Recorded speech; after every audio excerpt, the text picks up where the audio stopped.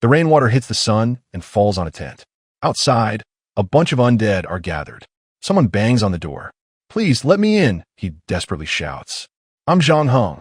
Inside, people are hiding.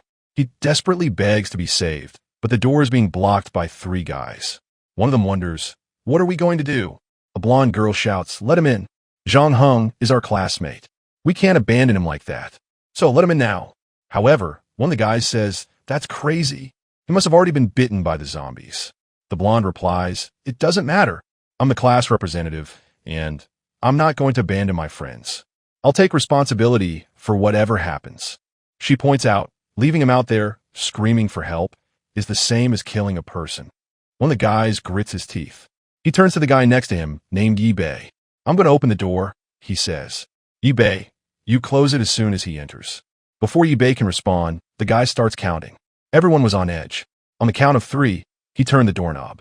At that moment, Yibei was pushed by the guy who had already turned into a zombie. Everyone inside the room was shocked. The protagonist shouted, "Warning, Zhang Heng has already been infected." The blonde tries to run, and everyone starts begging for help.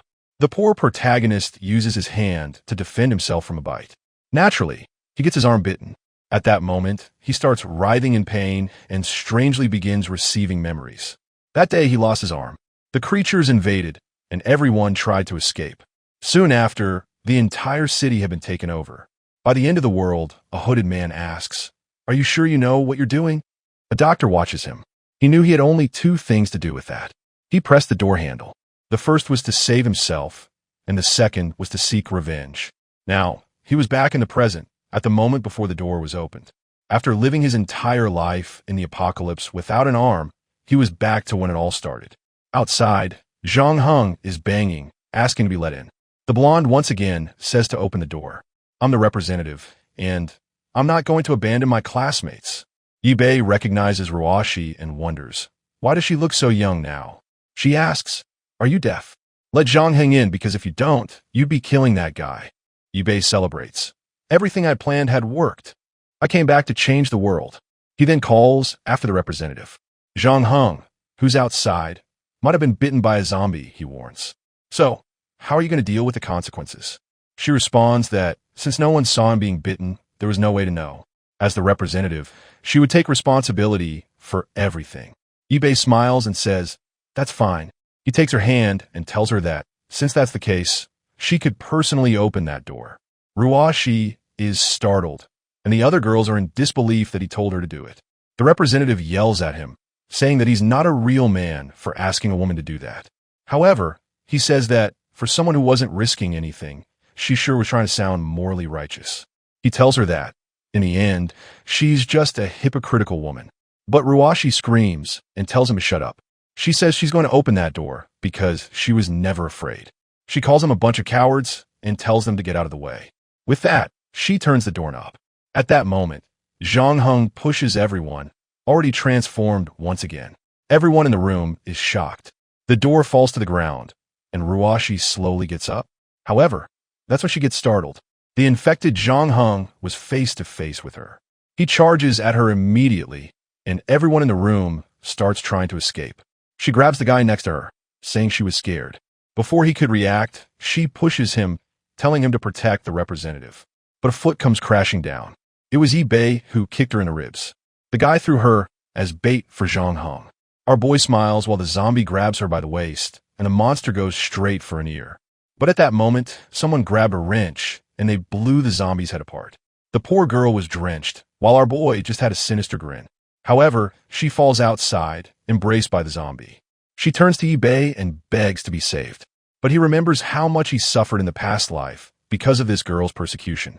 He grabs the door off the floor and starts to close it while she asks him what he thinks he's doing. With that, he locks her outside. He turns to everyone and asks why they weren't closing that door. The scared and fearful group started saying they were going to block the door. They then piled all the furniture, boxes, and ladders in front of it. Outside, Ruashi kept banging, asking what they were doing while she pleaded for help. Everyone was blocking the entrance. She kept struggling, saying she was the class representative and couldn't be treated like this. The other girls didn't have the courage to do anything. Meanwhile, the rest of the group continued blocking the room. Yibei stood there watching everything. Time passed, and finally, the rain stopped. The group commented that they could no longer hear Roashi's voice. Now, everyone in the room was afraid of Yi-Bei for kicking the representative. As far as they remembered, he had been an extremely kind boy. So why did he suddenly seem like a different person? Yi-Bei looked back. At that moment, the girls were all terrified and crying. The protagonist asked why it seemed like everyone was afraid of him. Hesitantly, they answered that they weren't. The blonde boy thanked him, saying that if it hadn't been for him, he would have been killed by the representative. Everyone started siding with Yi-Bei, saying that girl was filthy and only wanted to kill the guy to save herself. Yi-Bei smiled. He said that since everyone was so brave, they should open the door because he wanted to take a look outside. The group was a bit scared, wondering why he wanted to go out. He then said he agreed that kicking her hadn't been a good idea, and he wanted to see how she was doing now. His friends, however, insisted it was crazy since there were zombies outside. But Yi-Bei shouted, telling everyone to get out of the way. Scared, the group started moving everything out of the way. They opened the door, and slowly, he stepped outside.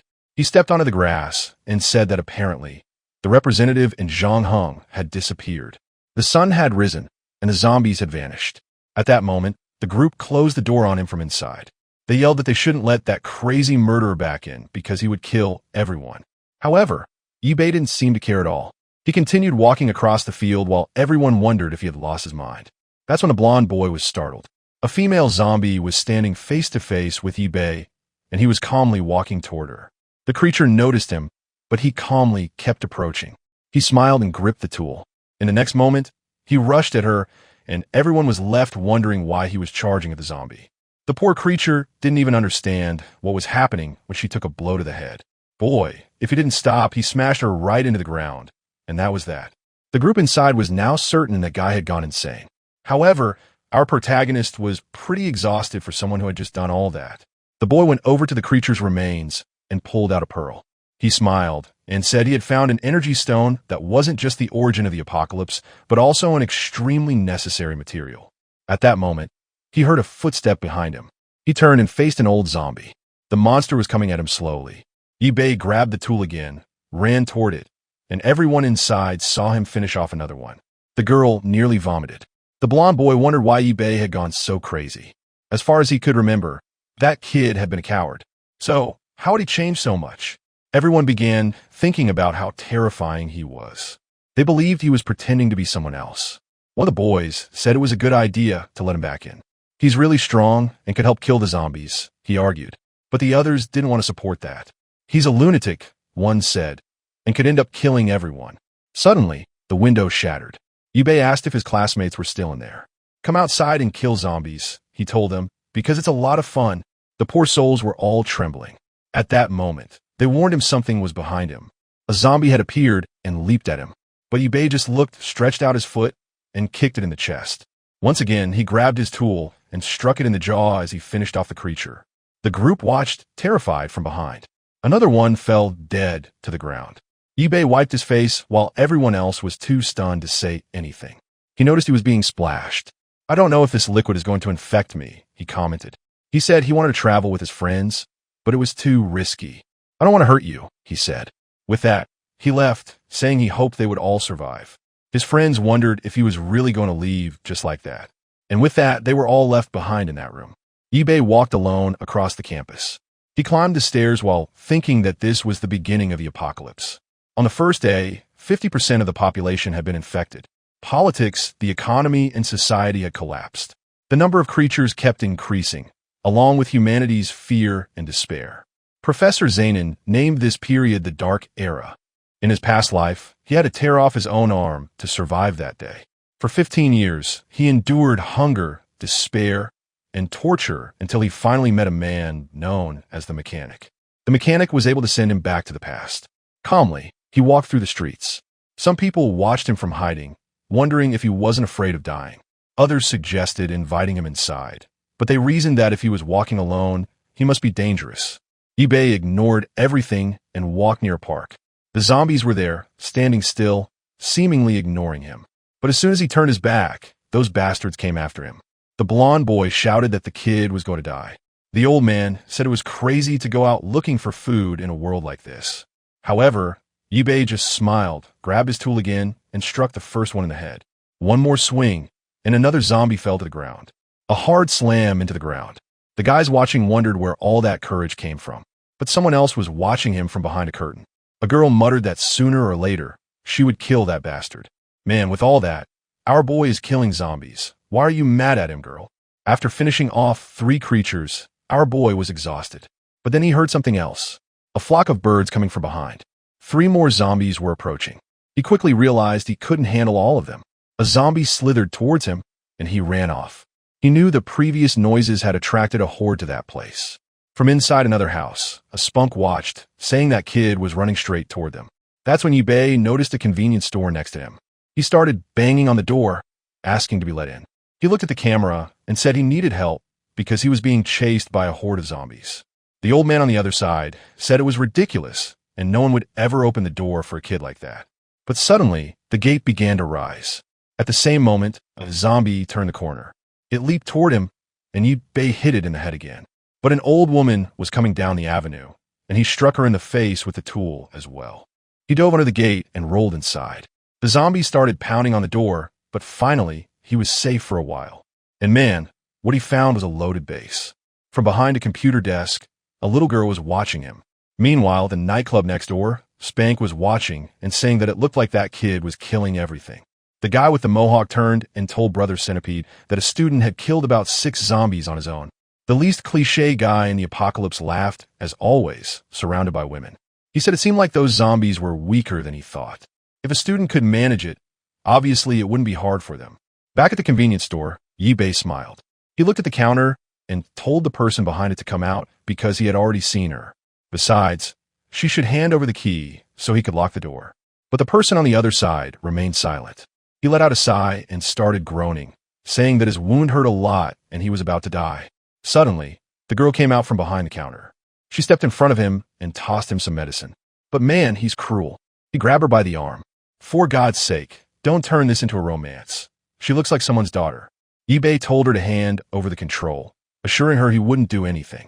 She asked what control he was talking about, but she clearly had it in her hand. He reached for it and snatched it from her grip. Immediately, she ran off in a panic. She came from behind the counter and kept watching him. Manny kicked one of the shelves, startling the girl.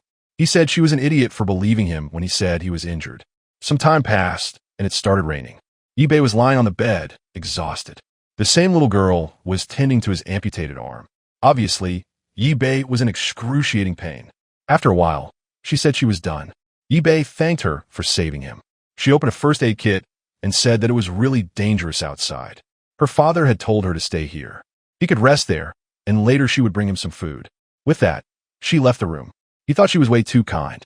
She was the only person, out of all the doors he knocked on, who let him in. If it weren't for her, he would have been eaten by those zombies outside. After a while, he heard her asking what some guys were doing. That immediately woke Yibei up. Some people were standing in front of the store, and the so-called centipede thanked her for opening the door for his friends. Frightened, the little girl asked if they just wanted some food because they were hungry. He said that's exactly what they wanted, and now all the food in that place belonged to him. She told him her father would be back soon, but the guy said her father had already been used as bait for the zombies. Now that no one was there, they could start playing a game. Yibei stood in the corner, listening as they took the girl's life. After stealing the food, they dumped her body on the floor, calling her an idiot. But now, back in the present, he knew this time he had to save her. First, he had to make sure she understood how cruel this apocalyptic world was, even if that meant she would see him as a bad person.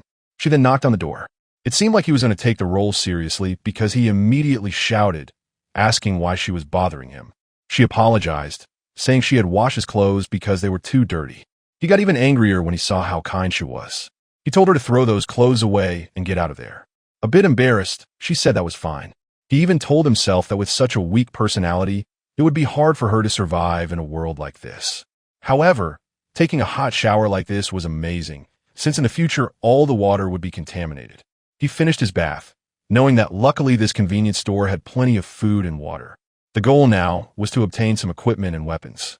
Looking in the mirror, he remarked that being younger was really amazing. No back pain, no burning legs, and being young was truly incredible. The only downside was that even his abs had disappeared. He opened the bedroom door. He saw that she had left a suit for him. Immediately, he shouted, asking how he was supposed to fight zombies wearing something like that. The scene shifted to the nightclub. Centipede told everyone to listen up. That convenience store definitely has food and liquor, but it won't last long. The plan is to get out, kill the zombies in front, and steal everything from that place. Not to mention, that maniac knew there was a cute little girl there, so it would be easy to finish everything off. He then told his brothers to go and kill the zombies so they could start the robbery. The creatures continued banging at the front of the convenience store. Meanwhile, Yibei approached and called the girl's attention. He told her to stop being so stupid and said he had a question. I want to know why you're here alone and what happened to your family. She explained that her father had gone to gather resources but hadn't returned. At that moment, he slammed the table, asking if she was stupid for letting him in alone like that. What if I had wanted to do something bad to you? How would you defend yourself? Frightened, the girl said that he had said he was hurt and covered in blood, so she was afraid of letting him die out there. But once again, he shouted, asking if she hadn't noticed that he was being chased by a bunch of creatures.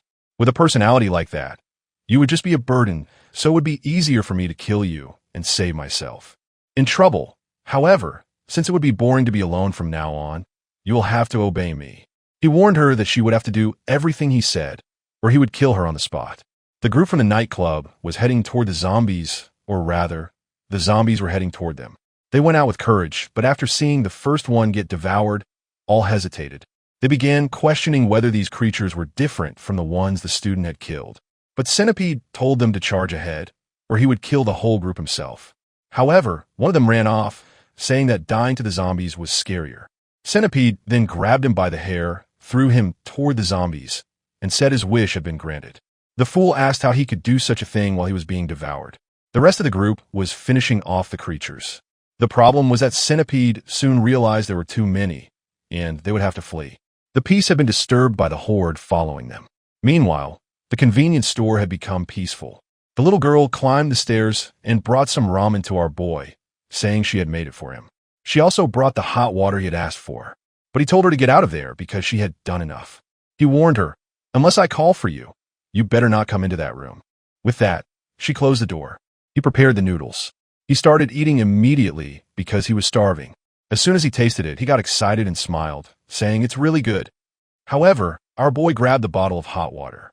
He started approaching, and Centipede asked, "What are you doing?" Our guy took off the cap and poured it on him. Man, his hand turned red and blistered immediately. Centipede was in agony, but couldn't let go of the hand, or he would fall through the zombies. Yibei told him he was an idiot for asking for help while threatening to kill someone. But at that moment, someone tugged at his sleeve. When he looked back, it was the little girl telling him to stop. She warned him that it would be better to let that guy in and stop hurting him. That surprised both the protagonist and Yibei. He immediately turned to the girl and told her to get out of there because he hadn't called for her. But she kept insisting, saying that her father had told her not to hurt others. He stood silent for a second. Then he asked if she wasn't afraid of that guy coming into the house and killing her. Centipede, however, said he would never do something like that. He was just starving, and it ended up in this situation because he was surrounded by zombies. The outside was already full of creatures, so unfortunately, he couldn't leave anymore. Yibei was angry that the girl had interrupted his plan to kick the guy in the head and let the zombies eat him. Then he noticed the box cutter on the table. Centipede came in, thanking her for her kindness. But he warned that now that he was inside, this was his territory, and anyone who refused to obey would have to die. Now the girl realized she had made a mistake. The sky was dark, and there were zombies everywhere. A bald man and a boy were blocking the door. It was the remaining people from the nightclub, and the bald man said it was that bastard Centipede's fault for dragging everyone into this. The girls were all screaming in panic, and they didn't know what to do because now that bastard must be dead. The worst part was that the wooden door was about to be destroyed by the creatures outside. The bald man couldn't see a way to keep the place standing.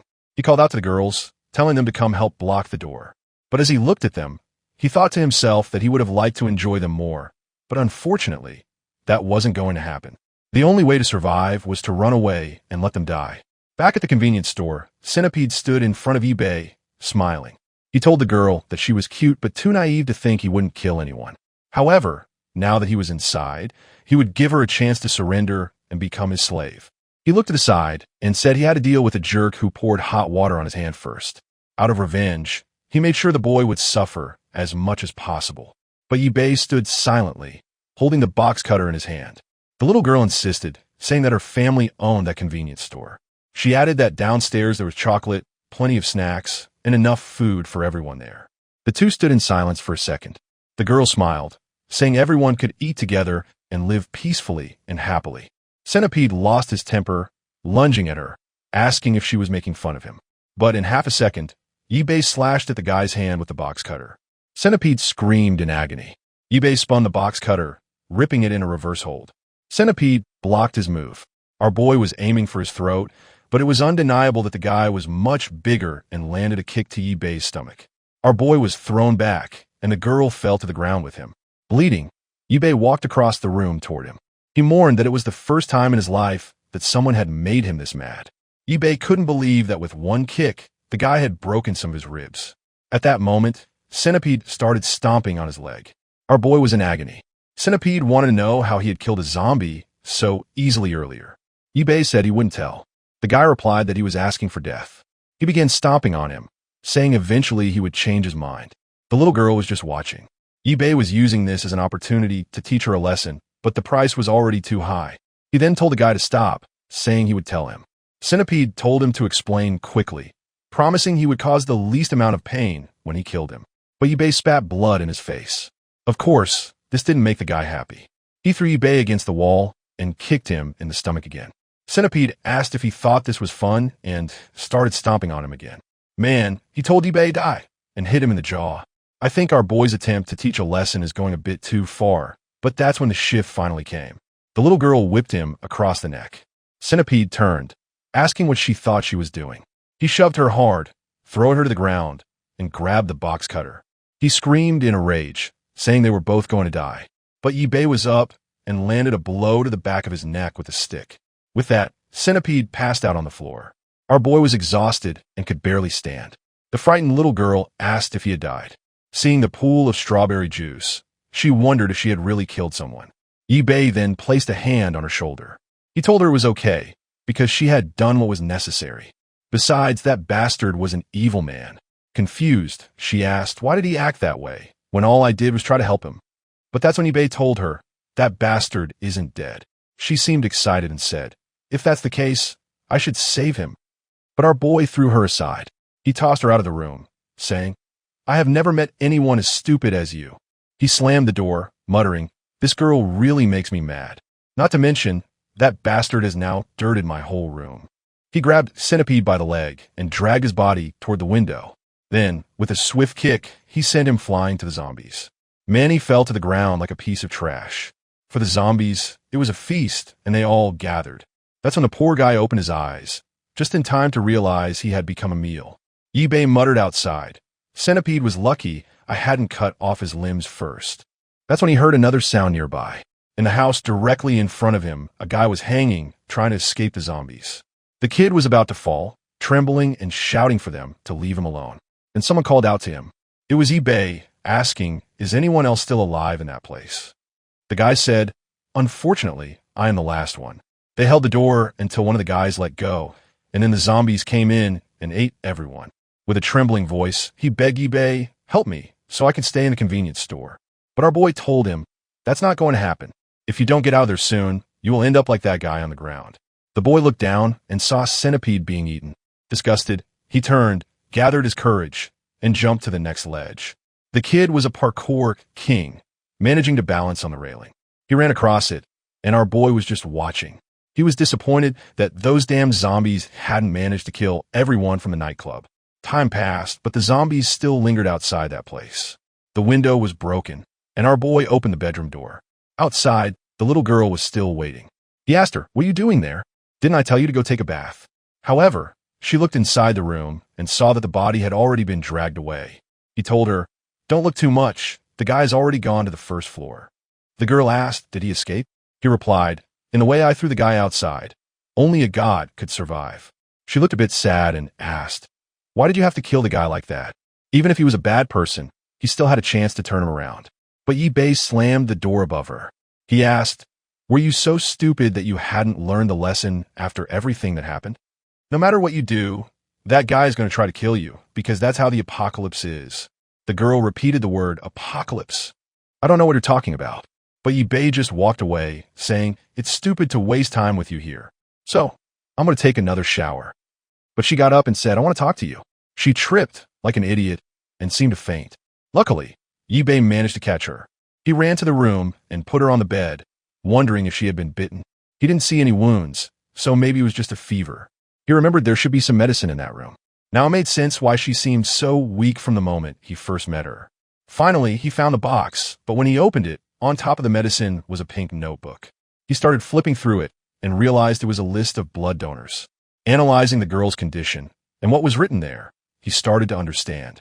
It seemed like a kind of medical notebook. He wondered what she had and kept flipping through it. Her name was Yoiwerer, and she was 14 years old. On top of that, she had leukemia.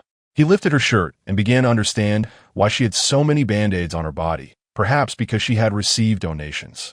She always wanted to help people too, but unfortunately, that kindness she wanted to show to the world no longer existed. That's when he reached into his pocket and saw that he still had the apocalypse essences. He didn't know how effective they would be for this particular illness. Outside, the area was still full of creatures. Fortunately, the night was calm, and after some time, the sun began to rise. The zombies were all standing still, but for some reason, the sun caught their attention. Sometime later, Yibei woke up. He had fallen asleep on the table and was freezing, but he soon noticed he was being watched. When he looked back, he saw Yoiwerer standing behind the door. He found it strange that she was already up and asked, "Are you feeling better?" She didn't answer.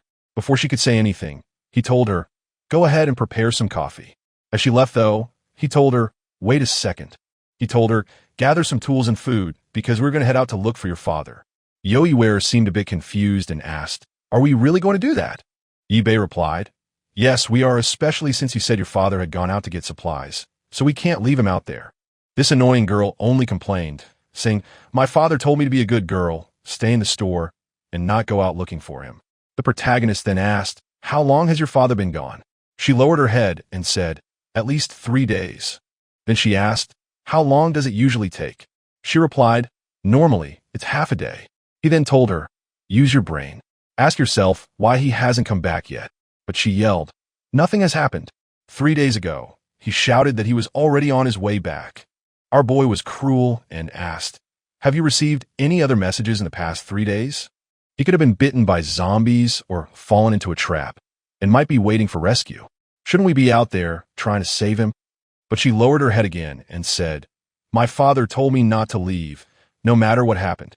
Our boy got up, angry, and said, "You're an idiot. Why aren't you willing to help your father, who might need assistance? Why were you so eager to help that criminal earlier, but don't want to go out and save your father now?" He told her, "Understand that I'm not asking for your opinion. I could finish you off right there and go out by myself, but because you saved me, I will first find your father as payment." He ordered her, "Stop whining and gather your things, because we were going out." The poor girl ran off in a panic and almost fell down the stairs. Yibei was getting exhausted from these conversations. Outside, the city was destroyed, and the zombies were still staring at the sky. Until suddenly, they heard a sound from behind. A jeep was coming down the street. "Man, these crazy zombies think they can stop me with their arms." "Yeah, right. Grab them by the chest. Everyone goes flying to the sides, knocked out." Meanwhile, back at the convenience store, the protagonist was stocking up on food and preparing to leave. He looked behind him and asked, "Why are you hiding? Have you finished packing everything?" Looking a bit downcast, she seemed all cute, but sad. Our boy asked, "Why are you wearing that kind of outfit?" "We're not going to a party." But he quickly changed the subject, asking, "Where are the instant noodles I asked for?" She handed it over, and he started eating. While she looked around the store, he began planning what they were going to do once they opened the door. At the very least, he would have to kill a bunch of zombies and find a working car. Then he'd have to make sure she got into the car without doing anything stupid, which would be pretty difficult. He noticed she was eating some spicy sticks and asked for one. The girl was feeling sad from being scolded all the time. However, someone was approaching the store. Just as she was handing him the snack, they were standing there. In the next second, everything was thrown around. The place had turned into a mess. Yibei asked if it had been an earthquake, but a car had crashed halfway into the store. The protagonist was startled, wondering why something had invaded the store. The car was sitting there, and suddenly, the door opened. A man in military gear got out and started laughing. A bald, chubby guy said he was lucky to find a convenience store. He kicked a zombie and stomped on it, saying that a good zombie was a dead zombie. He headed toward the store, saying it was time to fill his belly. As soon as he walked in and saw a bunch of snacks, his eyes lit up. He immediately crouched down, licking his lips, saying he had found his favorites. The city center was empty, so he came out to this deserted area and apparently got lucky. But that's when the box cutter appeared. eBay warned him to drop everything he was holding and not to move. The last insect that had come in has already been disposed of, and I wouldn't hesitate with another. But in that moment, the chubby guy moved and threw snacks at his face. eBay closed his eyes for a second, and the guy grabbed the stash and bolted. He ran back to the car and slammed the door shut. But, man, eBay showed up at the window and wasn't going to let him escape that easily. He called the guy a filthy pig and told him to die. Just as the box cutter was about to do its work, the guy begged for forgiveness, saying he surrendered. But of course, that's when Yahello told him to stop killing people. She awkwardly said that and saw both of them staring at her. She awkwardly explained that she didn't want him to die because he caused damage to the store, so someone had to pay for it. eBay just observed while the chubby guy trembled. He made a sinister grin and said she was right. He turned to the chubby guy and told him he would have to leave the car as payment for the damage to the store. He immediately told Yahello to bring her bags and load up the car because they were leaving. She agreed, but then noticed something. The chubby guy apologized, saying he only destroyed the door because he was starving and didn't know they were inside. Then Yahello stepped outside with her bags and was startled. There was a horde of zombies approaching because of the crash. The chubby guy was scared, wondering why there were so many, especially since he had just killed a bunch. Yahello quickly jumped into the car. He closed the door, and the chubby guy told him to buckle up. He immediately floored it because several zombies had latched onto the car. He gripped the seat as the truck ran over everything, and the chubby guy hit the gas hard. Man, he was tearing through the city. But the bastard seemed to be enjoying it. He was even drifting, like he thought he was in Fast and Furious. eBay told him to drive properly, or he was going to get a nice slash to the neck. The chubby guy tried to explain that they needed to kill the zombies first, or they wouldn't be able to get through. But that's when our boy asked Yahello what address her father had gone to for supplies. She said that, in his last call, he was heading to the food-owned supermarket. The chubby guy said that place was crazy, since it was always packed and must be crawling with zombies. But eBay told him to stop whining and just drive, or he'd be the one to die there. They seemed to escape the horde, and the chubby guy said if things got boring, you could turn on some music. At least on the road, they could calm down a little. The zombie lying on the ground with a branch in its hand grazed its arm as the car approached. Man, the chubby guy had no mercy and ran right over it as he sang along to some music and ate candy. He plowed through everyone. Clearly, this bastard was enjoying the whole process. eBay told him to be quieter because he wanted to rest a bit. But the chubby guy said not to worry, as the car was very tough, so there was no problem. eBay, however, raised the box cutter and asked if he wasn't going to listen. At that moment, everything went silent, and he stopped the car. Our protagonist told him that he didn't order him to stop the car, just to stop making noise. That's when the chubby guy realized the gas had run out. Yahello and our boy scream in frustration. He cursed the bastard, who apologized, saying he forgot there wasn't a gas station nearby. He started eating frantically, saying that if he was going to die, he might as well die with a full stomach. Yahello, on the other hand, began to hear some noises approaching. A huge zombie appeared right in front of her window. The car had stopped right in front of a park, and a horde of zombies was starting to surround them. The protagonist knew that even if the car wasn't destroyed, they were going to die trapped in there. But that's when a knife behind his seat caught his attention. The zombies were banging on the window. Suddenly, someone kicked the door, setting it flying off. eBay calmly stepped out, and the zombie came toward him. He pulled out the machete and slashed through another one. Inside, Yahello was terrified, watching everything. But our boy was celebrating, saying the blade was sharp. Another zombie approached, and he remarked that, for amateurs like these, this kind of weapon was more than enough. He landed another strike, and two more approached. He glanced to the side, kicked one in the chest, and finished off the other. The chubby guy inside the car was stunned, watching everything. Another large zombie fell to the ground. He couldn't believe that this student was so strong. Even Yahello was impressed. eBay banged the handle of the knife on the car. "Get out," he told the chubby guy. The chubby guy was terrified, but our boy warned him, "If you stay inside, you'll die sooner or later anyway. There are other cars outside, so maybe we'll be lucky enough to find some gasoline in one of them. While I deal with the zombies, you start collecting some gas." He reminded him, "You've been sitting the whole trip, so you better know how to handle a vehicle." Yibei told Yoyuer to stay in the car and not leave, as it was too dangerous. Yibei even told the chubby guy to come with him. The chubby guy was still not mentally prepared. "I need more time," he said. But in the next second, Yibei had already killed the first zombie. The poor chubby guy couldn't believe that this boy had no fear at all. Yibei moved on, slashing through another one. He looked back and told the guy to hurry up. But then the chubby guy remembered that there were some gasoline canisters in the truck bed. He realized how useful Yibei was and wanted to make better use of him. Yibei killed another zombie. He looked back and asked, "What did you say?" Embarrassed, the chubby guy said, "I was in shock and forgot, but if we wait a little, I'll fill up the tank." Yibei told him, "Wait and do that later." The chubby guy was confused. Our boy said, "I need help collecting something." He opened his hand, revealing a green pearl. He explained that they were found in the brains of zombies, and while he killed them, the chubby guy was supposed to collect them. The poor guy, who had never done anything like that before, started sweating. But Yibei said, "It's easy," and showed him how to do it. He quickly demonstrated the process and asked, "Do you understand?" Obviously, the guy said, "It's too disgusting. I'd rather stay in the vehicle." Yibei warned him, "If you go back to the vehicle, you'll end up as ground meat." The chubby guy then asked, "How am I supposed to do it without a knife?" Our boy told him, "Use your hands. I'm going in, and if you don't help, you'll be killed too." With that, Yibei took a step forward and finished off another zombie. The chubby guy, disgusted, approached the first zombie. He ran back to the Jeep, grabbed a tool, and prayed for protection. The protagonist said, "We don't have time to waste. Start collecting right away." But the chubby guy, hesitant, wondered if the zombie was still alive. He struck it and went to collect the pearl, impressed that it was actually easier than he thought. There really was a little crystal inside. He never imagined the human head could produce something like that. "Are those worth a lot?" he asked Yibei. "Shut up," Yibei replied. The chubby guy thought, maybe this is why humans turned into zombies? He wondered if he should keep a few.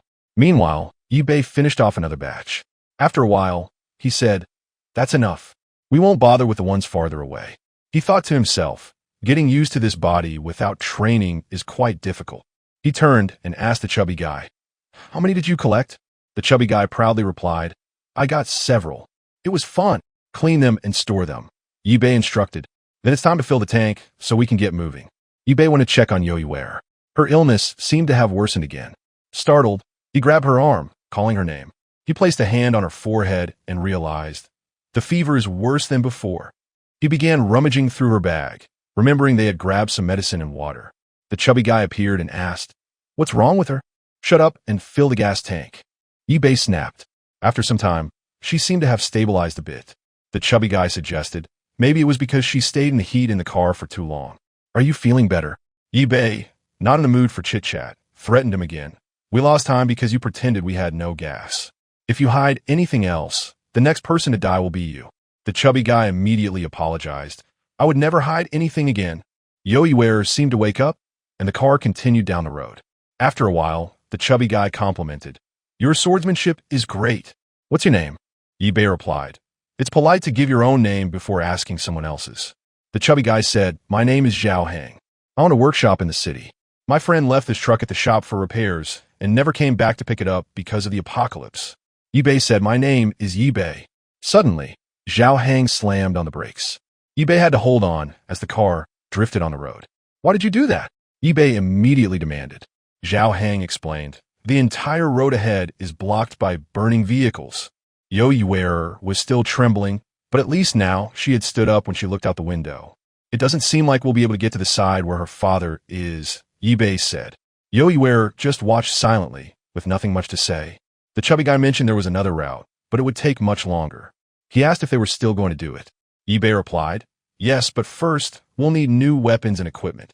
He asked Zhao Hang if he knew where they could find an electrician or a weapon store. Zhao Hang thought for a second and said, "I know a place." He told them to relax, and that he would take them there now. He explained he had a friend from his hometown who was a very experienced blacksmith. This talk about a blacksmith caught Yibei's attention. Zhao Hang said there was a good chance the guy was still alive, and even if he wasn't, there would likely be plenty of items at his house. The mashi he was holding had been made personally by this guy.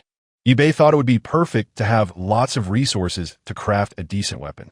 Zhao Hang then began telling stories about the times he and his friend had spent together. But Yoyuer told him to be quiet, as our boy had fallen asleep for a bit. They crossed the bridge into another part of the city. Zhao Heng got out of the car and said, "Finally, the airplanes have arrived." Many years have passed, but that place still looks the same. Our boy asked if that place wasn't a dump and said, "This trip had better be worth it, or Zhao Heng will be buried there." But as always, they would have to clear the place out before entering. Bei asked Zhao Heng, "Do any of those zombies look like your friend?" Zhao Heng seemed unsure, and our boy just told him to collect the pearls. But then someone told him to wait. It was Yoyi from the car, saying she wanted help. Bei told her she risked fainting or getting bitten, which would only get in the way. But she insisted, saying she was fine now and would be careful. Zhao Heng said that since she was brave, he would dig, and she could collect the pearls. Bei warned that if they were bitten, he wouldn't hesitate to cut them. Yoyi realized that Bei didn't feel any pain. With that, he began slashing through the zombies. Meanwhile, the chubby guy was collecting the pearls and chatting with Yoyi, who was putting them in a bag. But from a nearby building, someone seemed to be watching them through binoculars. A man smoking a cigarette was watching everything, and he seemed angry. At that moment, another guy entered the room, calling for Brother Lu. Man, Brother Lu seemed to have PTSD. There's no way he already finished off another guy. He said he wouldn't repeat himself again about knocking before entering. Another guy outside was trembling. Lu asked the Rook what they had come to tell him. Trembling, the guy said they had seen some people invading the blacksmith shop next door. Lu said he had already seen that a long time ago, so why were they bothering him with it now?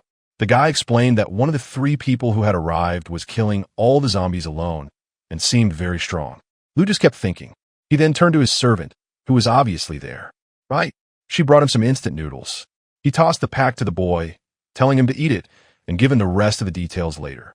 The boy shouted his thanks, saying, "Brother Lu was amazing."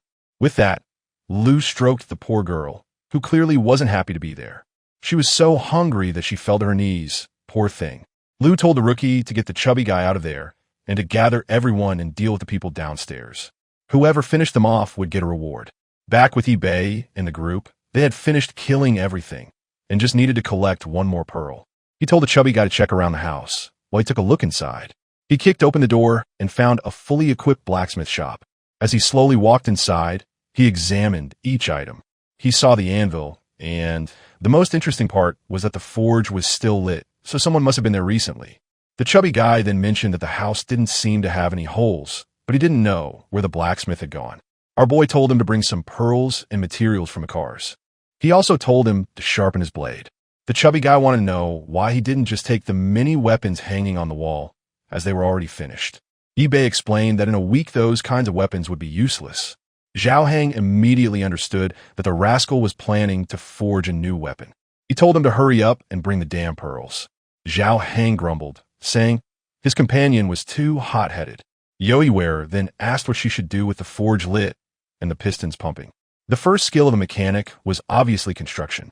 He placed the steel tube into the fire and started hammering away. Zhao Heng just stood behind, watching everything, impressed that someone so young knew about blacksmithing. Our boy told Zhao Heng to pour all the pearls into the cup. The chubby obeyed, and Bei placed them into the fire, where they began to melt. After a while, everything turned into a green liquid. Seeing the aura rising, Zhao Heng realized it seemed like some kind of magic.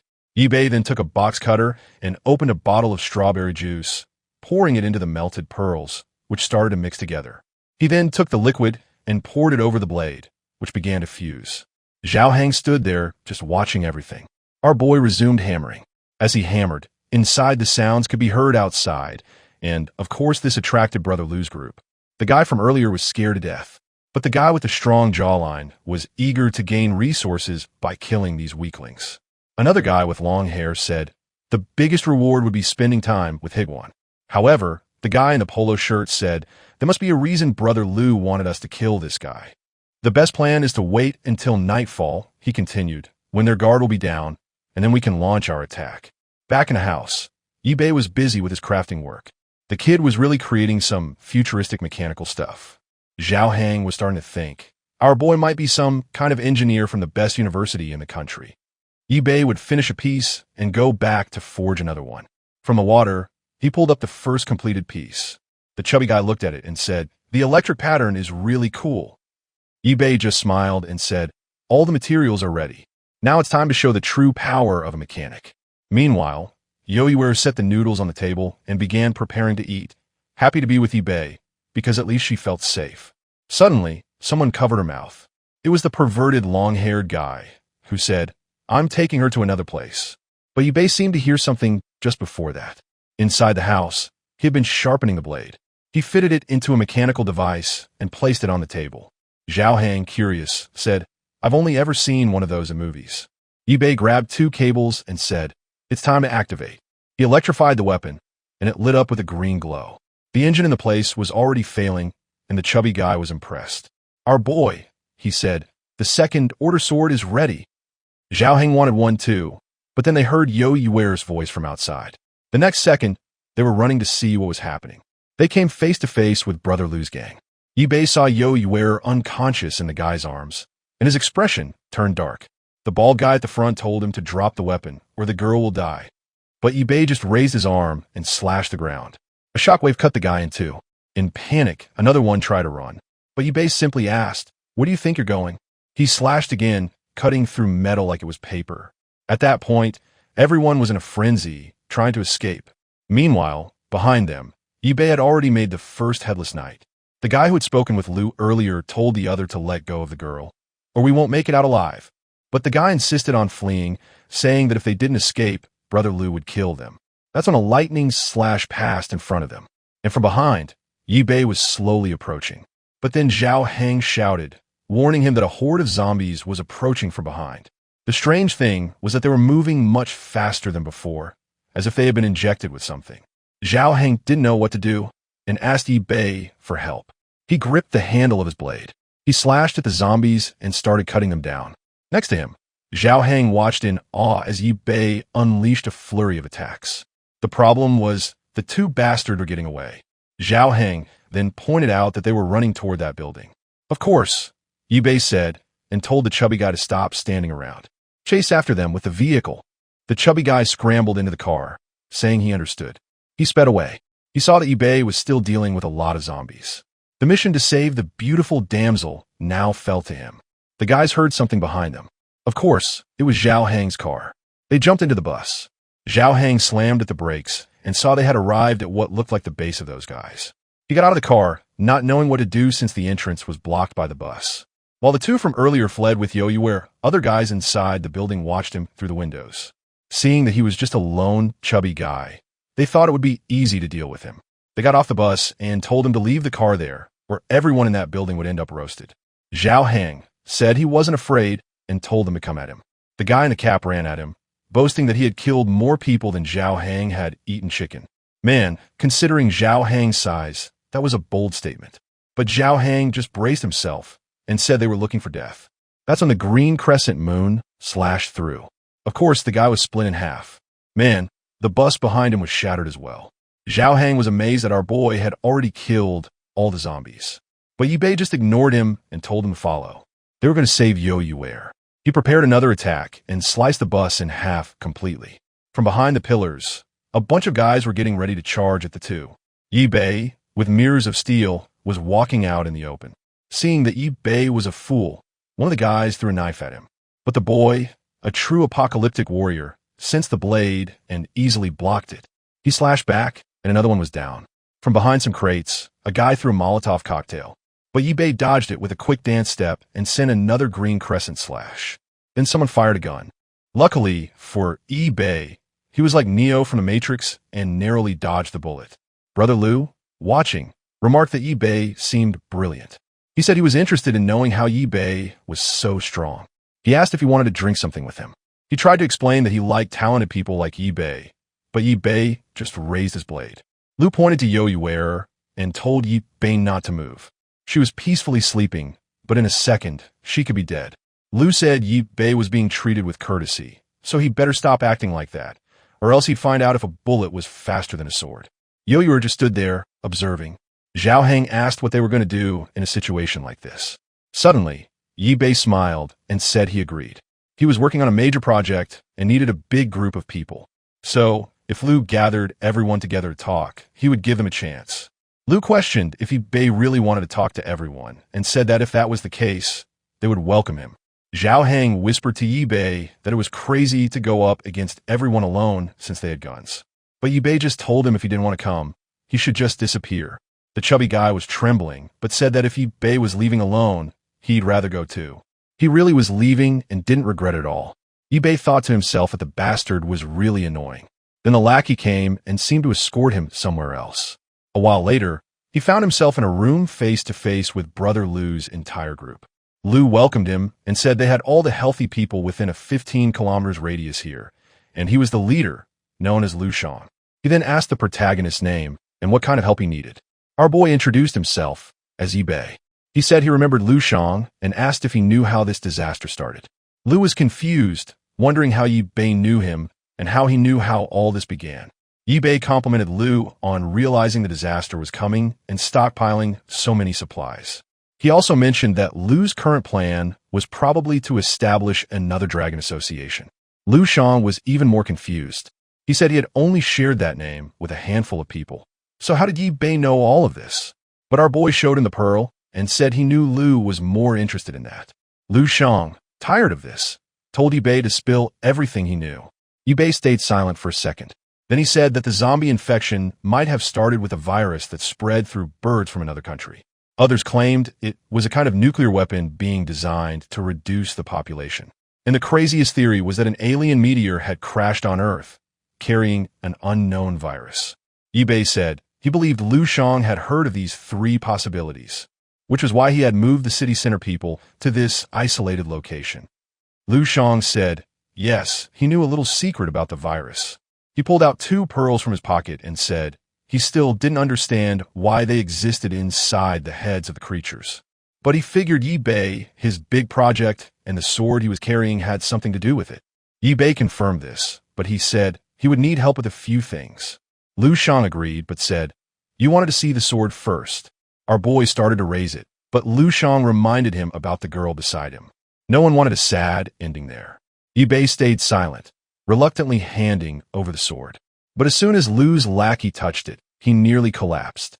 He took it to Brother Lu, saying it was impossible to use something that heavy. Lu didn't believe it and tried to lift it himself. But when he realized he couldn't even pick it up, he admitted the day was full of surprises. He then told Yi Bei to start a show and explain what he wanted. Our boy explained that in this apocalypse, as soon as someone started getting infected, a pearl began to form in their brain. At first, it was a dark pearl, but the longer it stayed inside the zombie's head, the more energy had accumulated. The energy inside the pearls could adapt well to the human body and could also be used to make powerful weapons. Lu was intrigued by the idea that the pearls could adapt to the body. He asked if it was possible to consume them to keep getting stronger. Yi Bei said it was possible, and most people ended up becoming zombies. Lu wanted to know what happened to those who didn't become zombies. Yi Bei just told everyone to watch. He would show them once the first step was activation. He connected the 2 power cables, creating a green energy. It spread throughout the room, and the generators caught fire. With that, a blackout occurred. Lu immediately asked what was going on, but in the same moment, Yi Bei grabbed the sword. He lunged toward Lu and slashed at him, but the blade missed its mark. He countered with a quick shot, but Yi Bei dodged it. Yi Bei tightened his grip on the blade and made a clean cut through the guy. The trembling man admitted he had been careless. Our boy simply said that the damn Nether Dragon Gang would die here today. In the future, they would become famous for the weapons they would create and the slavery system they would establish. But before any of that could happen, he was going to annihilate everyone. Another slash, and more bodies were left in pieces. The entire floor was destroyed. Yi Bei felt relieved that Yahello was still asleep. He gently stroked her, thinking that, although the apocalypse was cruel, he didn't want her to witness such scenes. But suddenly, someone appeared at the door. Yi Bei turned and saw, of course, the coward Zhao Heng, who had run off earlier. He came in with a flashlight, amazed that Yi Bei had wiped out everyone. Yi Bei simply confirmed it. He picked up a weapon from the ground and said he had successfully completed the objective. Zhao Heng asked if they had come all this way just for the weapon and not for Yahello. Yi Bei explained that, in this new world, weapons had gone through many changes and were extremely dangerous now. Zhao Heng was curious about what Yi Bei planned to transform it into. He praised Yi Bei's plan to have him toss some pearls into the generator, saying it was very clever. But then, they heard a bottle hit the ground. They looked to the side and saw a girl collapse on the floor in panic. She begged them not to kill her. Zhao Heng, ever the fool, asked why there was a beautiful damsel in distress here. The girl explained that she had been captured by Lu Shan and had been living there like a slave, suffering every day, with no relation to his gang. Yi Bei then asked if she knew where Lu Shan had hidden the rest of his resources. She said she did and offered to take them there. On the way, Zhao Heng asked where she was from, and she replied she was from the eastern city. In the middle of their conversation, they stopped in front of an elevator, and she said the storage room was unfortunately on the 6th floor. Yi Bei told Zhao Heng to hide with Yo Yuer while he went with the girl to check out the storage room. Meanwhile, in the wreckage of the battle, the guy from earlier was calling for help. He was shocked when he saw Brother Lu's body sliced in half. Slowly, he tried to stand up and noticed a pearl in front of him. He remembered Yi Bei calling it the black metal energy and Lu Shang saying that eating it might make someone a god. Desperate and with no other options, he swallowed it immediately. His pupils contracted and veins bulged all over his body as he began to writhe in agony. Thunder struck outside as Yo Yuer woke up in the room. She asked Zhao Heng where they were. He told her to calm down. He explained that she had been kidnapped earlier, but he and Yi Bei had already saved her. At that moment, Yi Bei entered the room, seeing that she was awake. Zhao Heng asked if they had found anything valuable, and Yi Bei confirmed they had, but it would take until tomorrow to move it all. Zhao Heng asked where the girl had gone, and Yi Bei explained that when he went into the storage room, she started running away. He found it strange that she ran off, especially since it was raining outside. Yi Bei simply told him to forget about her, because he needed to sleep and rest, as the streets would be crawling with zombies now. The scene changed to a girl taking a shower. She was calmly relaxing. Suddenly, a man appeared. He said that since she had mutated and was in his house, she needed to understand that nothing was free. He started trying to open the door, telling her that besides her body, she had nothing to offer. She began screaming for help, but the man said that with the rain outside, no one could hear her. Then, the door cracked open. The man was startled and went out to see what happened. Boy, he made a big mistake. The girl heard a scream. Upon checking, she saw that the man had been killed by a gigantic creature. The fool was thrown against the wall. The blonde girl screamed in terror. The creature stood still, staring at her. It began to reach out its arm. In her desperation, she begged it not to come any closer. The monster paused for a second. It saw itself in the mirror and collapsed to the ground, saying it wasn't a monster. He began asking why it had transformed like this. The creature pounded the floor, saying it didn't want to stay like that. The blonde, confused, asked who he was. He explained that he had been shot, but had consumed a zombie pearl, and his body had started to mutate. The blonde was perplexed by this talk of humans transforming by eating the black metal from pearls. The guy said that someone named Yi Bei had explained this to him, saying he had taken the pearl from a monster's head. The blonde seemed to recognize the name and ran toward him, asking if he had really mentioned Yi Bei. The crazy girl suddenly got brave, demanding to know where Yi Bei was. The monster said that Yi Bei had arrived in the southern city recently and had killed everyone in a building. It turns out this blonde was the same one from the beginning, as she said she wanted to kill Yi Bei. But the monster told her it was impossible to kill him because he was incredibly strong. The blonde said she was in this state because of that bastard. The two were enemies. She stood there for a moment, thinking, and asked if he wasn't strong since he had killed that guy in a second. The monster explained that he felt strong but couldn't control his power well. Then he asked if she wasn't afraid of him. If this was the same girl from earlier, it was Ruashi, who laughed like a maniac. She gently stroked his arm. She told him he was very strong and that if he helped her kill Yi Bei, she would let him do whatever he wanted. Man, this girl was crazy that she might realize he was a giant monster. But the crazier one got excited, lifting her up and saying that in that case, he would help her kill Yi Bei. She smiled, saying the plan was set. However, he didn't seem to be doing well, and she asked what was wrong. He dropped to his knees and began screaming. The night passed, and the next day dawned. Our boy got ready in the warehouse. They found more instant noodles, cigarettes, and drinks. Yi Bei strapped his devilish sword to his back and said, "Now that we have gathered everything, it's time to leave." They walked down the stairs, talking about supplies. Suddenly, the chubby guy got scared. It looked like a meteor had fallen on his car. He started crying, panicking, saying they couldn't even open the door. Yi Bei was deep in thought, realizing that the damage was too big for just a rainstorm. He told Zhao Heng to step aside, then slashed the dented part. With that, the truck turned into a convertible, Man, it looked like it came straight from the factory with the mirrors installed perfectly. They got into the car, and Zhao Hang cheered. At least the engine is still working. He then asked if they were heading to find Yo Yue's father now. Yibei simply said yes, and they hit the road. The chubby guy was excited, saying that driving a convertible was amazing. But then, they attracted the attention of some zombies. Looking to the side, they saw a girl and a group of students running from a horde. Those were Yibei's former classmates, and he was surprised they were still alive. The group was running desperately, begging for help. The zombies were closing in, and of course, one clumsy girl tripped and fell. The creatures were about to reach her when a green crescent cut through everything. The students were shocked. They were even more startled when they saw Yibei approaching. He smiled, saying, "I have found my classmates again." They started thanking him, saying they thought they were going to die. The blonde guy remarked on how powerful Yibei had become and asked where he had found such strength. Yibei ignored the question and asked where they were heading now. The blonde explained that after they fled the school, they heard about setting up a camp on an island, but many had been eaten by zombies along the way. One of them saw the car and immediately asked for a ride. Another came up, saying she was starving, asking if he had anything to share. Yo Yue was just watching, seeing how messed up the students were. Zhao Hang commented that they were probably eyeing his car at that moment. Yibei told everyone to shut up.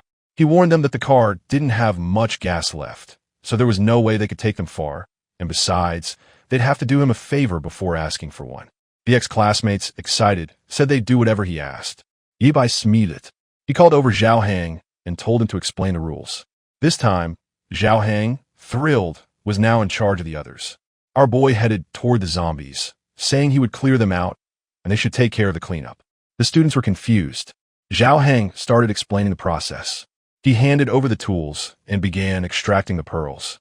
He smiled at everyone, saying it was easy, but one of the girls fainted. Yo Yue, unfazed, reassured everyone that the heads were soft, so it was easy to remove the pearls. The group was terrified. They wondered what this kid had gone through to be so calm. Zhao Hang then distributed the tools to everyone, warning them not to get bitten. The blonde guy was curious, wondering why the green dancer wanted those pearls. Yibei kept killing while they collected. 2 hours later, they had filled the entire sack. Yibei told them to hand out some food, but Zhao Hang got angry, upset that Yibei was giving away food without asking him first. The students were pleading, but the chubby guy wasn't willing to give even a small piece. Right at that moment, a creature stepped on the car's metal frame.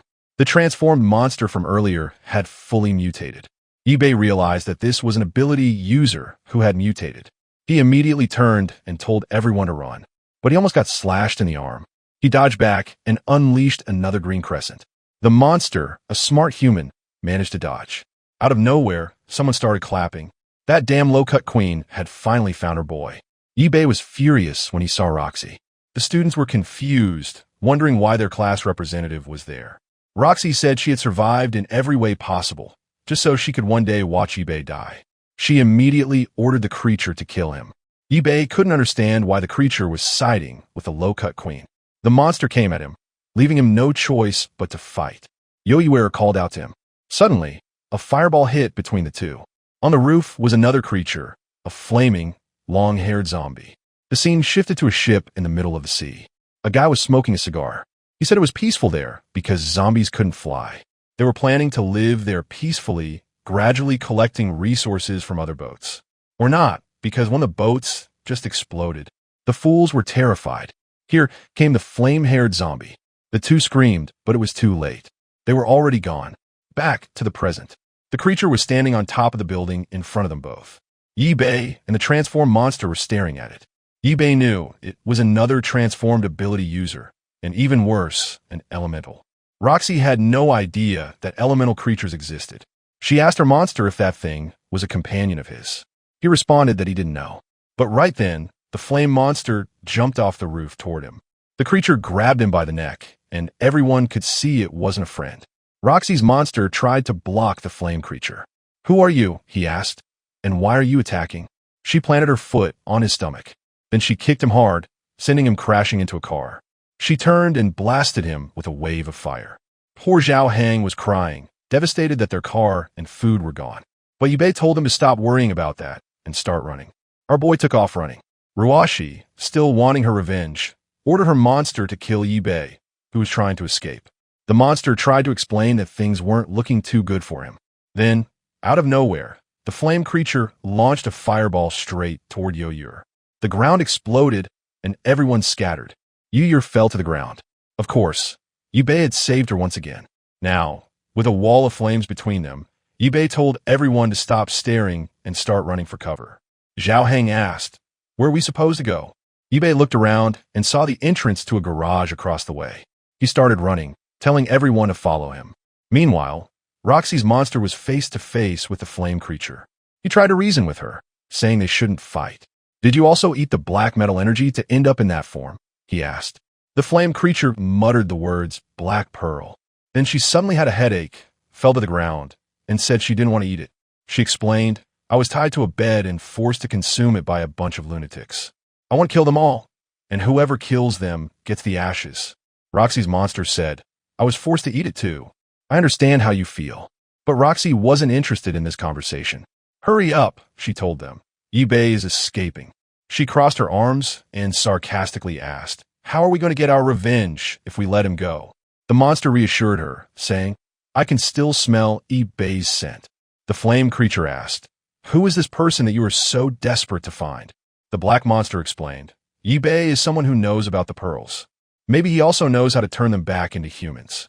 The flame creature, thoughtful, said, "If there was a way to become human again, I'd join you." Meanwhile, our boy was running with his friends, but suddenly a car came flying and exploded in front of them. Following the scent, the creature easily tracked them down. "Our fight isn't over yet," he said. "I know that Yubei understands the secrets of the cursed pearl, so he had better start talking and not try anything funny." Yubei realized you couldn't avoid a fight with a monster. He told Zhao Heng to run with Yer, while he stayed behind to delay them some time. But they soon ran into the flame creature. Zhao Heng said that, unfortunately, they were surrounded.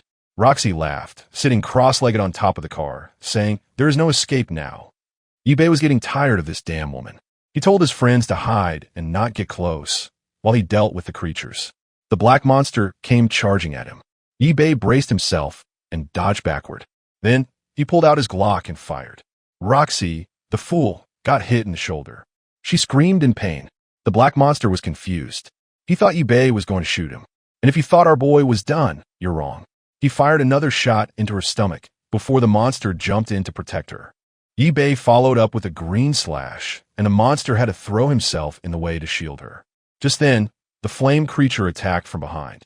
She ignited the area, but Yubei dodged to the side. Man, she sent a firestorm his way, but he managed to deflect it with his sword. Meanwhile, Yer and Zhao Heng were watching. Yer pulled a hatchet from her bag and threw it at the flame creature, but it just bounced off her head without doing any damage. The creature turned around, and Zhao Heng asked what she had done.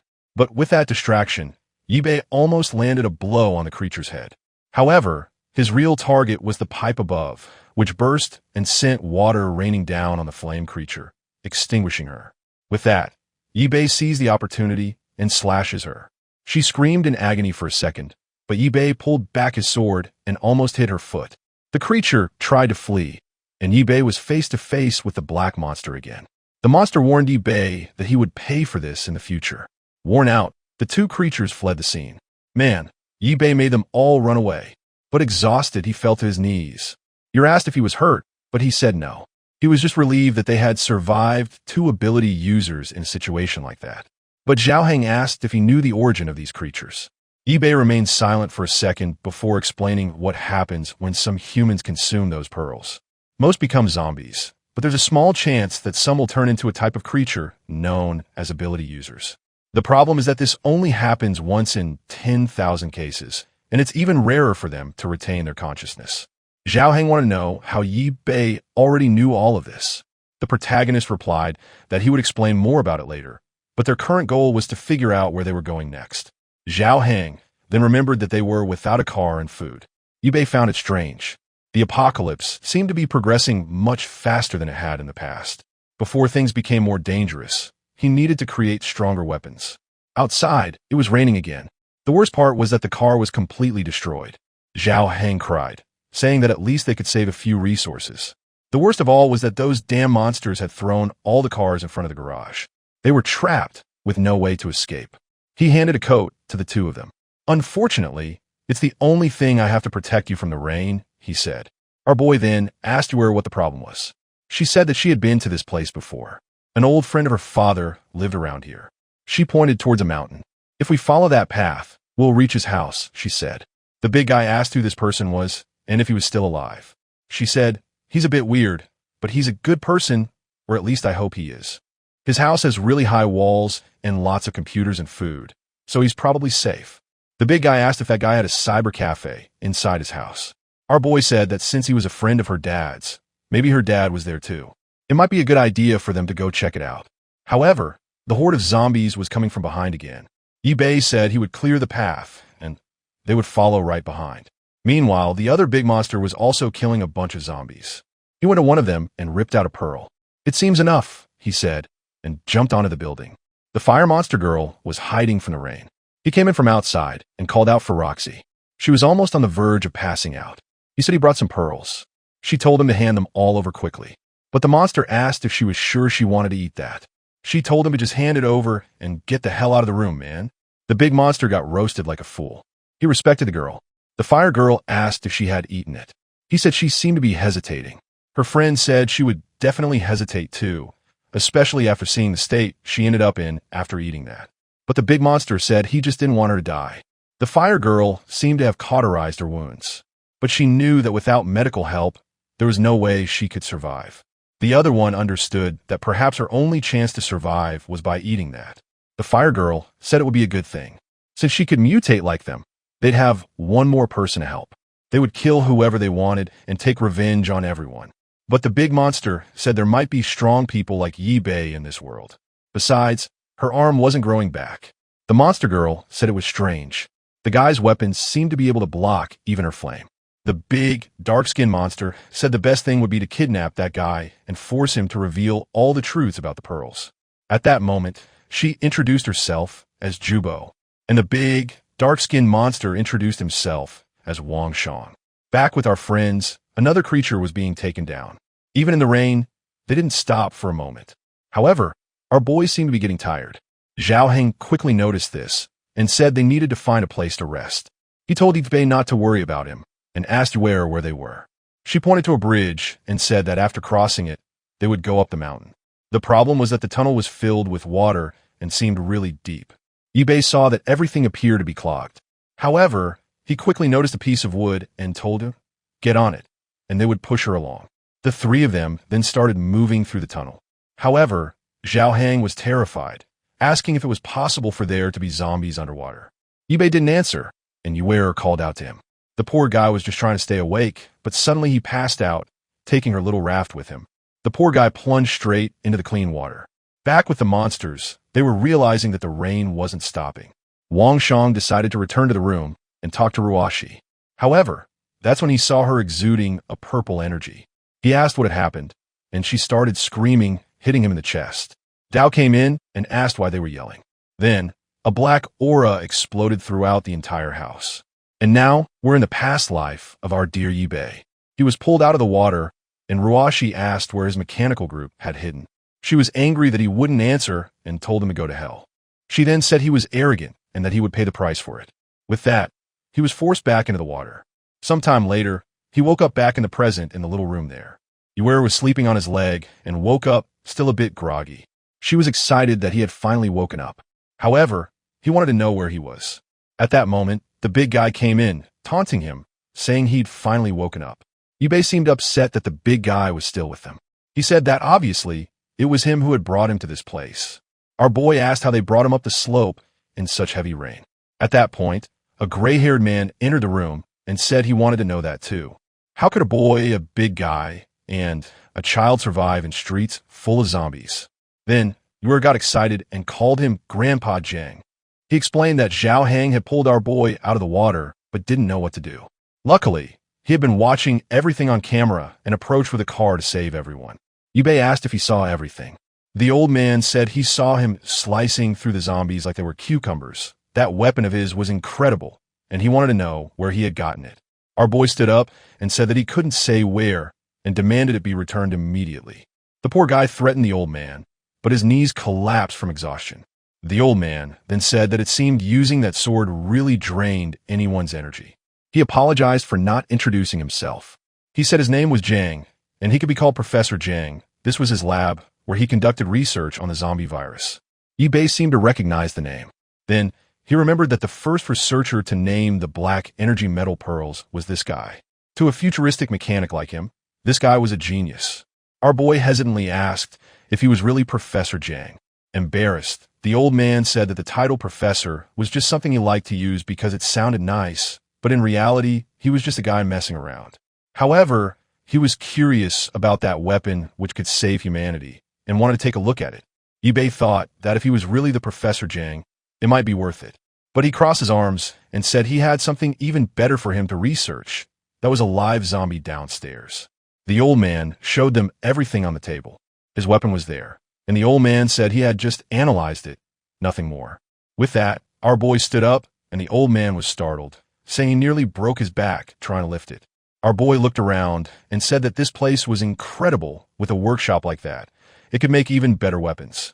The old man asked if he had created that thing, and our boy confirmed it.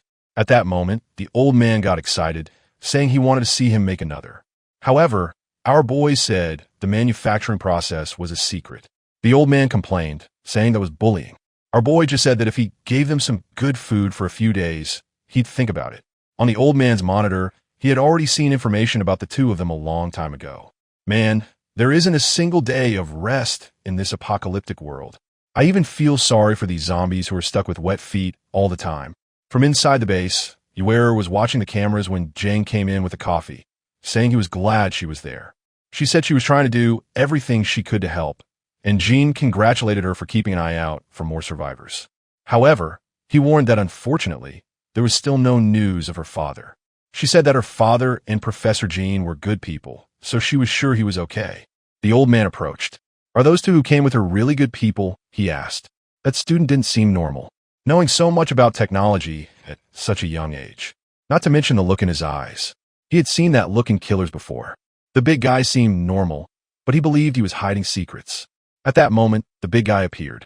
Stop bad-mouthing me to others, he told the old man.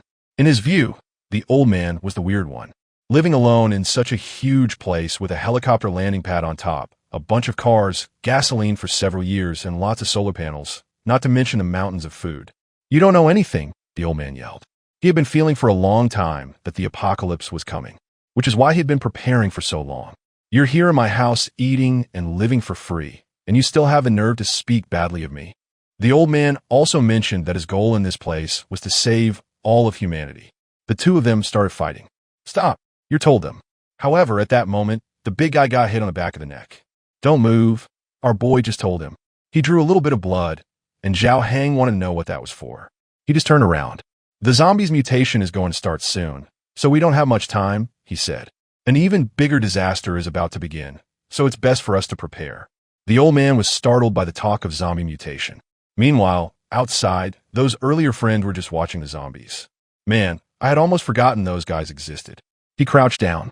This place is surrounded, so they won't be able to get out, he told everyone.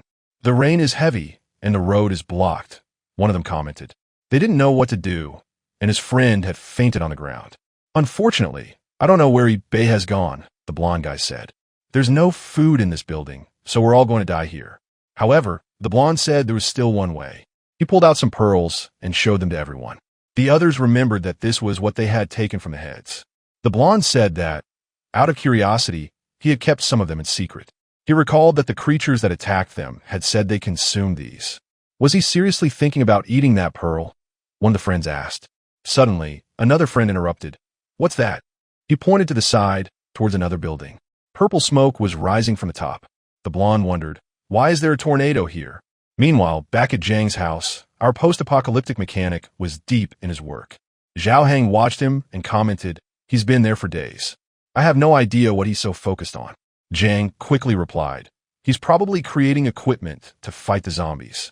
Maybe several of them will turn out like that black pine creature, or the one of fire.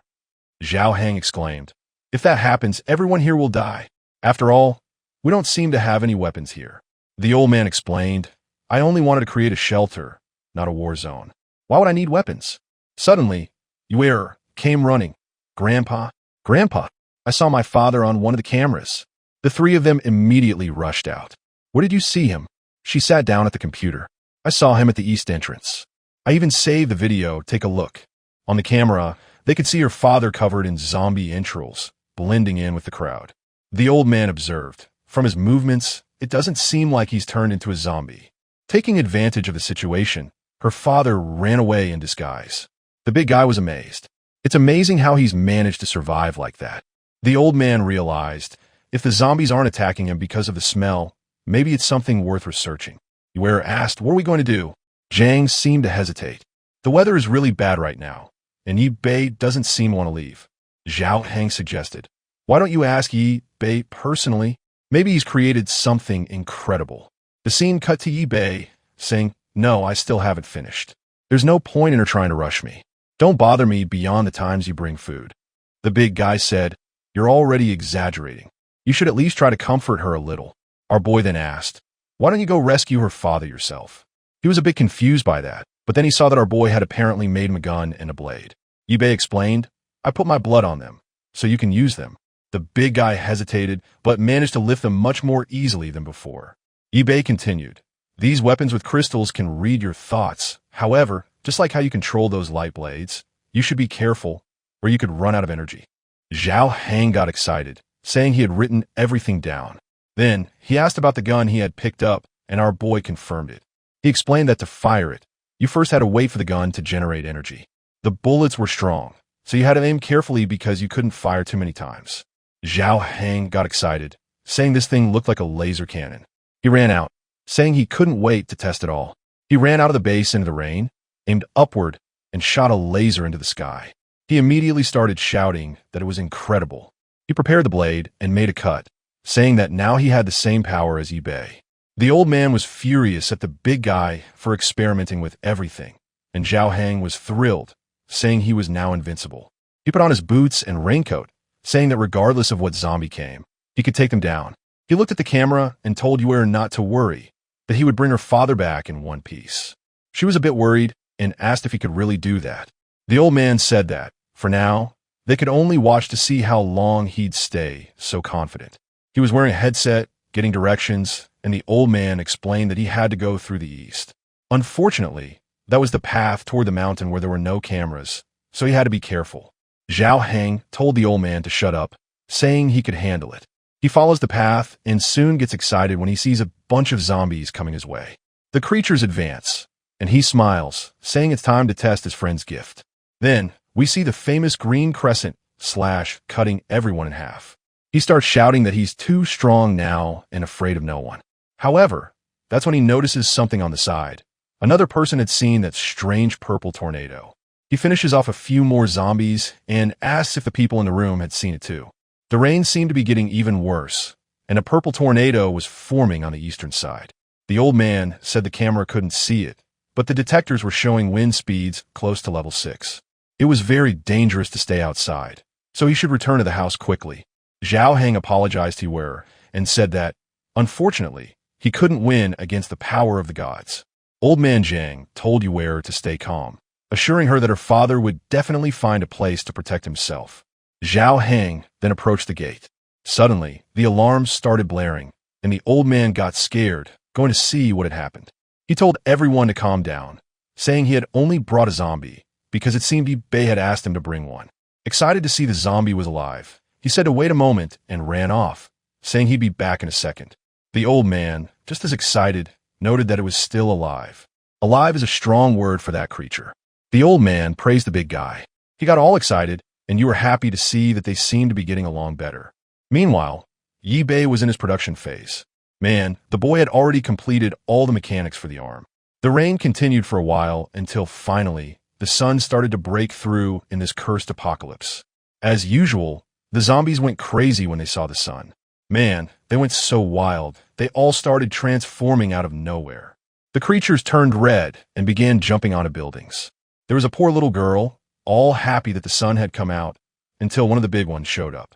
The creature was face to face with her. Her father heard a scream and immediately went to see what had happened. The whole family became a meal now. The zombies had really evolved, jumping and invading everyone's homes. There was no longer a single safe place in that building.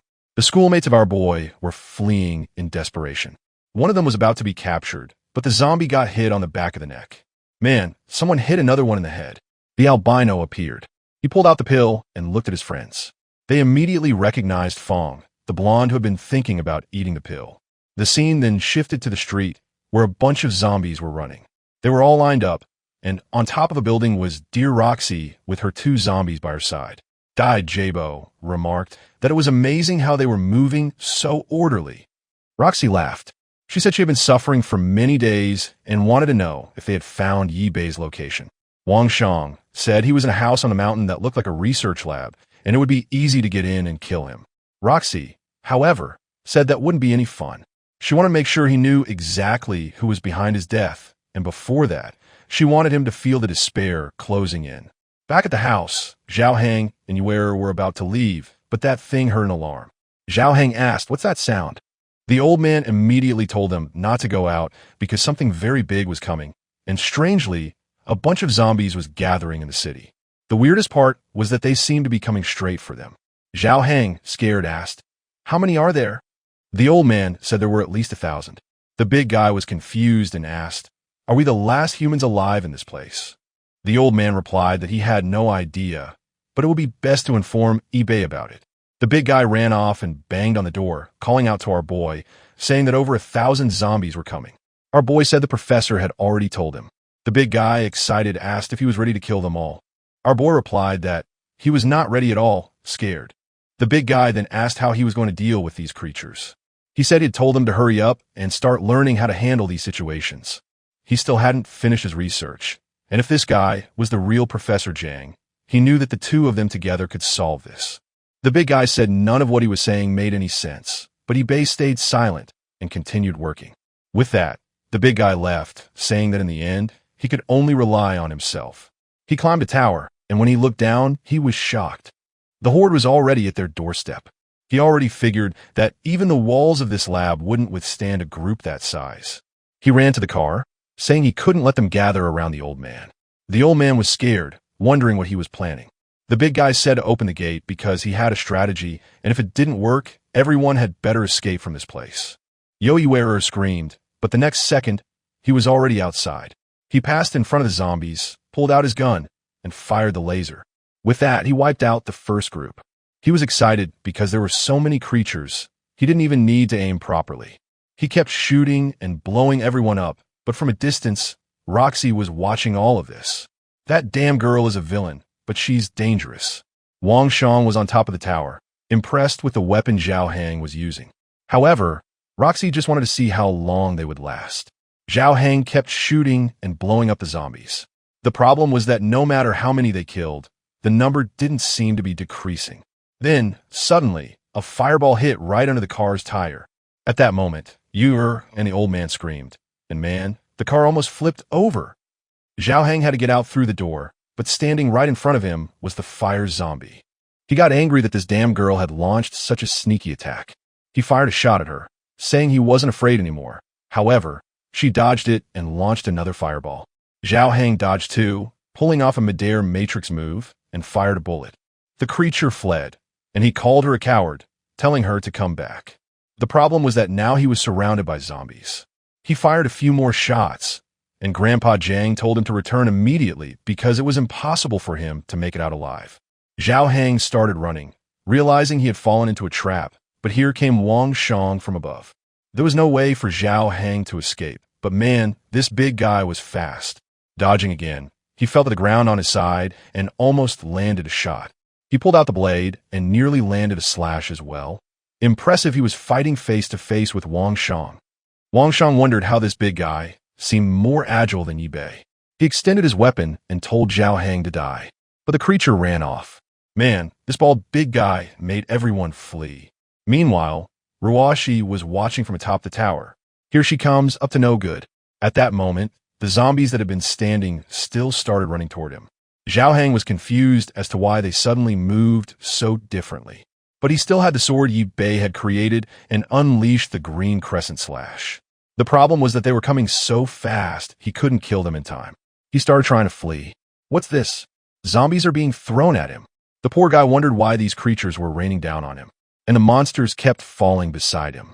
Obviously, it was Wang Shang practicing his zombie-throwing skills. He grabbed another one and threw it at Zhao Hang. Zhao Hang had to use one of his gun's bullets to blow it up in the air. He kept running, but was now begging to be saved. At that moment, one of the thrown zombies landed and grabbed his leg in a tight hug. Man, it came in for a bite. Luckily, Zhao Hang managed to slash it. The problem was that he had fallen to the ground. Now, there was no time to get up, so his only chance was to land a shot. But then a green light appeared. An energy wave swept through everything in front of him. A second cannon shot passed by Wang Shang, and the other one looked, trying to figure out what was happening. Ahead of the zombie horde, there were flashes of light rising. Another barrage passed by, and then came a massive punch, like something out of Transformers. What's this? Man, our boy turned into Optimus Prime. The kid had built claws and legs. He was fully equipped. Zhao Hang got all excited, saying he had finally arrived. The old man celebrated, saying the boy was amazing. The big guy was impressed by all the armor our boy had built over the past few days. But Yibei told him to focus because the enemy was nearby. He ordered him to go back and kill the zombies on the right side. Meanwhile, he would handle the ones on the left until the main creatures showed up. Zhao Hang said that with him here, he was confident they could win this. Immediately, he went back to blasting the creatures. Yibei looked around and even activated a booster on his robot. The kid took off flying, activated his giant Optimus Prime hand, and smashed everything. Man, this kid had become insanely strong. The big guy was impressed. He said he had gotten just a bit too strong, at least after killing so many zombies. They were sure they had plenty of pearls to produce more weapons. Excited, he went back to finishing off more zombies. That damn Roxy. He was still watching from afar. Wang Shang, scared, said that with this new power, there was no way they could get close. She got angry, saying the damn boy thought he was safe just because of that armor. Obviously, she wasn't going to let that slide. Another punch smashed into the zombies, crushing more of them. A laser fired forward. As the old man watched on the screen, he was impressed. He said that the boy's exoskeleton was something that shouldn't even exist in this era. He couldn't even imagine how he had used all those scraps of metal he had abandoned to create something like this. That's when Yahello revealed that what he was using was a metal that came from inside the zombies' heads. The old man was shocked by this revelation. Now it was clear why Yibei had been hiding this information from him for so long. He ran off, saying he was going to mess with that zombie they had brought in to study it. Meanwhile, outside, Wang Shang was giving orders to the zombies again. Once more, he was sending them all to finish off Yibei. The entire ground started trembling, and the big guy said it felt like an earthquake. Yibei told him to stop thinking and just keep killing. But then, he noticed that the zombies were strangely starting to jump toward him. As soon as they got close, Ruashi clenched her hand, and the creatures exploded right in front of him. Yibei had no idea what was happening. Roxy celebrated, saying that soon he would die. She kept sending waves of creatures and making them explode in front of him. Yibei couldn't remember the creatures being able to self-destruct in his past life. Meanwhile, Wang Shang watched everything from aside. Jabal remarked that this battle looked like a fight between two gods, and there was no way they could get involved. He then revealed that Ruashi had eaten 7 pearls to become this way. Her body kept melting and reforming, showing just how much she hated Yibei. Jabal asked if eating more pearls made things better, since instead of turning into a monster, she had gained powers. But Wang Shang said seeing how much she had suffered, he wasn't on testing that himself. Meanwhile, Ruashi kept sending zombies to explode in front of Yibei. He had already realized that someone was controlling them. He turned, defended himself from an attack, and fired a blast to the tower. Man, the boy had perfect aim, and Ruashi had to dodge it.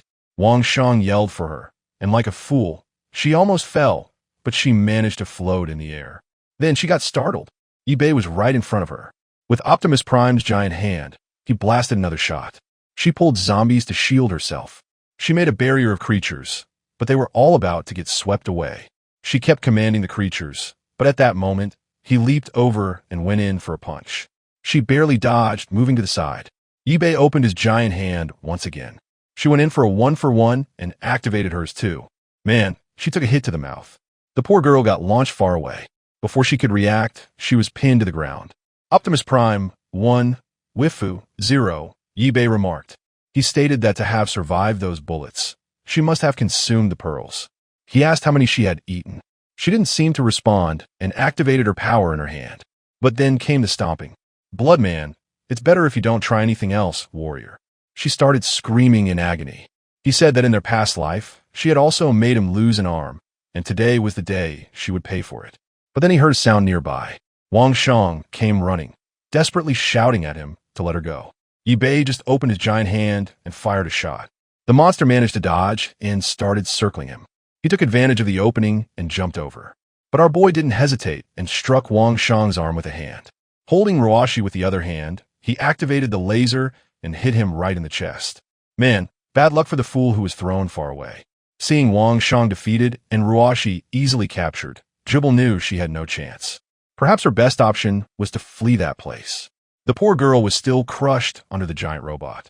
Our boy remarked that it was crazy how she seemed to be one of the chosen ones, since she had consumed pearls and still maintained a human form. However, he knew how dangerous she was, so to avoid future problems, he was going to finish her off now. But just as he was about to crush her, the zombies started to transform. Yi Bei was shocked and wondered why they had already reached rank 1. Yoi Wearer reported that more and more zombies were surrounding the lab. Zhao Heng was holding the line, but some had already broken through and were climbing the walls. Roxy started laughing. She said they were all going to die and become her zombie slaves. Tired of it, Yi Bei threw her far away, and she crashed into the zombies. He prepared his giant hand and unleashed a double laser. He clearly flopped, thinking she was dead, but you know how stories go, she's probably still alive, right? Meanwhile, the big guy was panicking because his gun ran out of ammo. He only had the sword left, but he was surrounded on all sides. Right at that moment, a rank 1 zombie jumped at him. That's all for today. For the next part, make sure to subscribe my channel Fire Recap. And you don't forget to share and like the video. I am out.